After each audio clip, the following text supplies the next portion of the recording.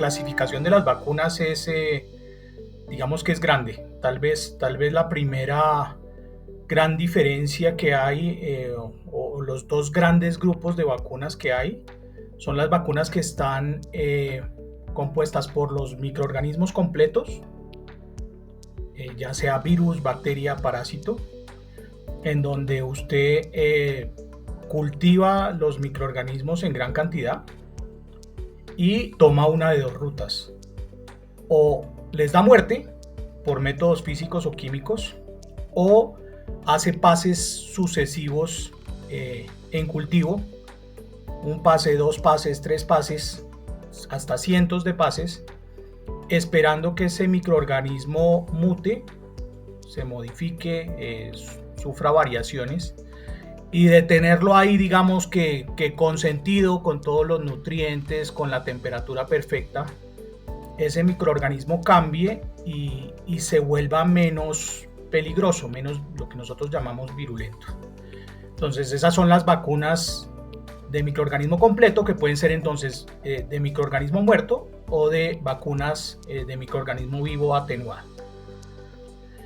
Este enfoque tiene un problema, y es que, primero, no todos los microorganismos crecen en cultivo, ¿sí? Entonces, si usted no puede crecer ese microorganismo en gran cantidad, pues inmediatamente se queda sin las vacunas de microorganismo completo, ¿sí? Segundo, no todos los microorganismos, cuando usted los cultiva en pases sucesivos, se vuelven menos peligrosos. Algunos mantienen esa capacidad de ser peligrosos o virulentos. Entonces, pues no hay vacunas de microorganismos atenuados para ese patógeno particular. Y tercero, no todos los microorganismos, cuando usted los mata, generan defensas.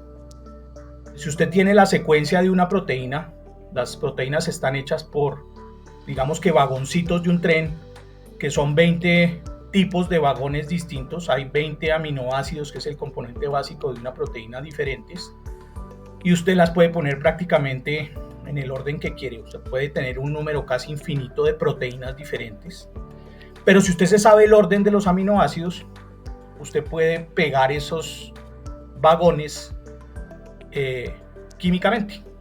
Entonces, si se sabe la secuencia, puede poner el primer vagón, pegarle el segundo, pegarle el tercero, pegarle el cuarto, y así sucesivamente.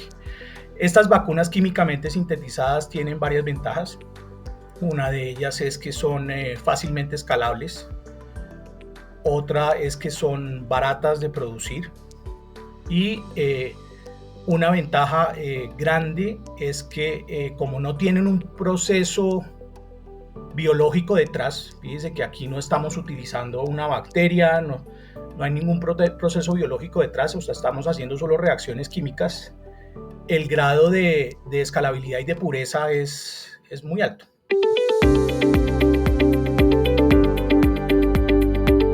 Digamos que parte de lo innovador que creo que tuvo el trabajo de mi padre es que él digamos que la síntesis de péptido fue una estrategia que desarrolló en Rockefeller University el profesor Bruce Merrifield.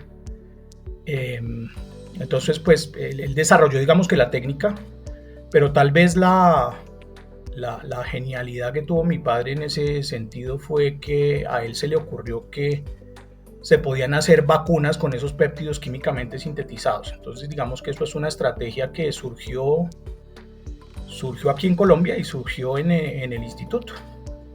Entonces, la primera vacuna que se desarrolló, pues, fue la SPF 66, la primera contra un parásito, la primera contra la malaria, que se desarrolló en 1987, y esa fue una vacuna que no es perfecta, protegía 30-40%. Se vacunaron más de 50,000 personas con ella. Esa fue la que se donó a la Organización Mundial de la Salud, y después en estudios en el África con la vacuna sintetizada por otros grupos no dio los resultados esperados. En este momento no hay más vacunas químicamente sintetizadas en el mercado. Hay algunas vacunas basadas en péptidos químicamente sintetizados para enfermedades veterinarias, pero en humanos en este momento no hay. Digamos que eso es una estrategia que siempre siguió nuestro grupo y no hay en este momento más vacunas sintéticas en el mercado, por lo menos. En estudios sí. Usted tiene distintos tipos de patógenos.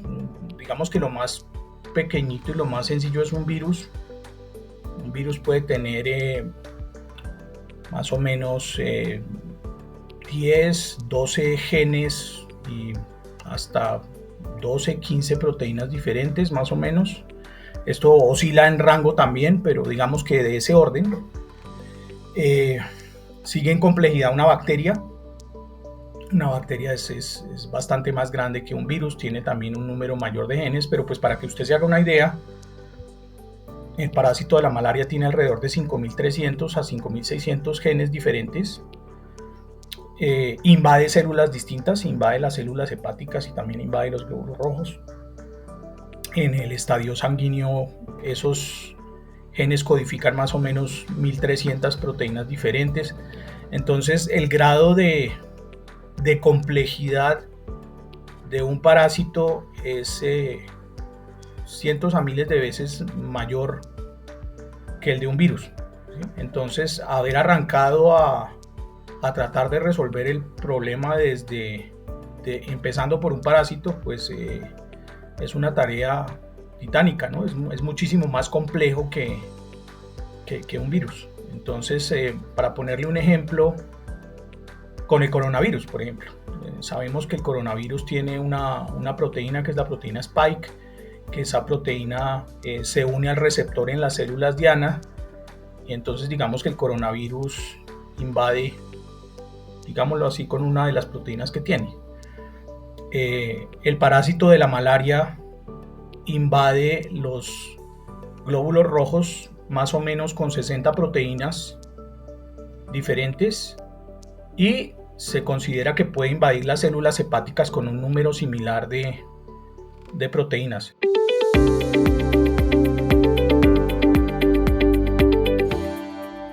Estamos tratando de analizar un poco los datos que tenía avanzados mi padre. Aquí hay una cosa compleja, que es que que creo que tal vez se nos olvida a todos, es que sacar candidatos a vacuna, prácticamente ahí nos quedamos todos los investigadores. O sea, llegar al punto en donde usted desarrolla un candidato a vacuna, muchos investigadores llegamos hasta ahí. El problema es llegar a hacer que ese candidato termine probándose en humanos, y ahí es donde ha cambiado muchísimo la regulación nacional e internacional, en donde usted, para poder aplicar un candidato y probarlo en humanos, usted requiere primero que esa vacuna se sintetice bajo algo que se llama GMP, que es buenas prácticas de manufactura. Usted tiene que tener una infraestructura totalmente limpia, donde no haya ningún patógeno y donde usted garantice pues que no hay ningún riesgo de que durante el proceso de producción ese candidato se contaminó, ni de bacterias ni de nada. Y eso en este momento es carísimo. O sea, la inversión que hay que tener para tener una infraestructura, producir algo bajo buenas prácticas de manufactura es enorme, que ahí es donde nos han comido vivos las farmacéuticas. Ellos tienen el músculo financiero para tener esas áreas y llegar a producir los candidatos bajo buenas prácticas de manufactura.